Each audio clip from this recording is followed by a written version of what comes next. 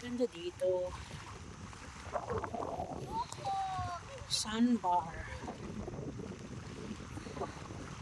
Ganda ng paligid.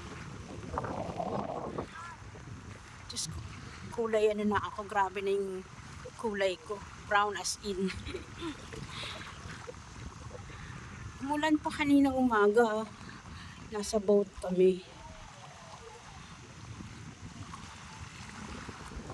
Pero ang sarap dito sa island na to, yung ilalim niya, mabato. Ay, hindi naman yung maliliit. Yung di rin natutulis. Pero yung medyo rough siya. Ganun. Pero ano, rough siya. Pero doon sa susunod namin pupuntahang beach, maganda yung ilalim ng dagat. Buhangin. Kasi medyo rough. Pero I'll try na mag deep into the water. Yun nga. Gamit ko naman yung aqua shoes naman ako. Kasi hindi pwedeng hindi mag aqua shoes.